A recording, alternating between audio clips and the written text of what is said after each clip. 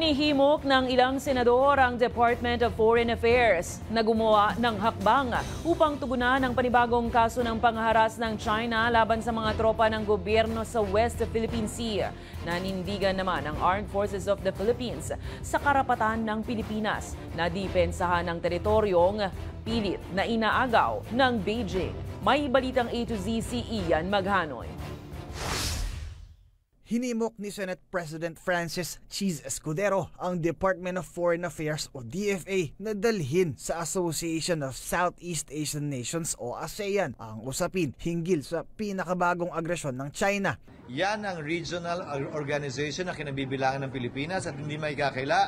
Ang isyong ito kaugnay sa West Philippine Sea nagaganap sa loob ng nasasakupan ng ASEAN. Kahapon, kinumpirma ng Armed Forces of the Philippines na inagaw at tinapon ng Chinese Coast Guard ang mga pagkain at probisyon na ipinadala ng pamahalaan sa mga tropa ng Pilipinas sa Ayungin noong Mayo. Para kay Senate Majority Leader Francis Tolentino, kailangang tignan ng DFA kung may nalabag dito ang China sa international humanitarian laws. What happened was essentially a deprivation of food supplies. So this would involve violations of right to life, right to food, etc., etc. Anya, maituturing itong gray zone tactic. Even if there is no direct conflict yet, there is a known prohibition which is recognized of starvation as a form of as a method of warfare. Binigyang diin din ni Tolentino na ang bagong polisiya ng China na siyang magpapataw ng parusang pagkakakulong sa mga umunoy trespasser sa bakuran ng China ay nangangahulugan din ng posibleng mas marami pang paglabag. Samantala, una na ring pinabulaanan ng AFP ang bintang ng Beijing sa mga tropa ng gobyerno na nanutok umano ito ng baril laban sa China Coast Guard. We are denying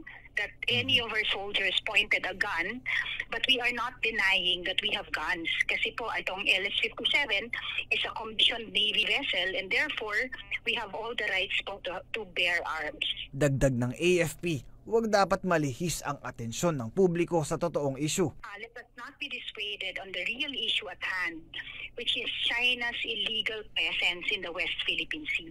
So to begin with, sir, they have no business being in our exclusive economic zone and they have no business being in Ayungin Shoal. Sa harap ng tumitinding tensyon, ayon kay Escudero, may mga mapayapang hakbang pa rin naman na maaaring gawin ng Pilipinas tulad ng paghahain ng arbitration case o reklamo sa International Tribunal. Sana wag patulan ng ating bansa dahil ulitin ko, walang may gusto ng anumang uri ng digmaan na sumiklab dito sa rehiyon natin at lalong-lalo na kung ang magiging battleground ay ang ating bansa, hindi naman ibang lugar. Wala pang tugon ang DFA hinggil sa hiling ng dalawang senador habang patuloy naman ang babala ng China sa Pilipinas na huwag manghamon at bagkus ay makipagdialogo na lang. Para sa Balitang A to Z, Ian Maghanoy.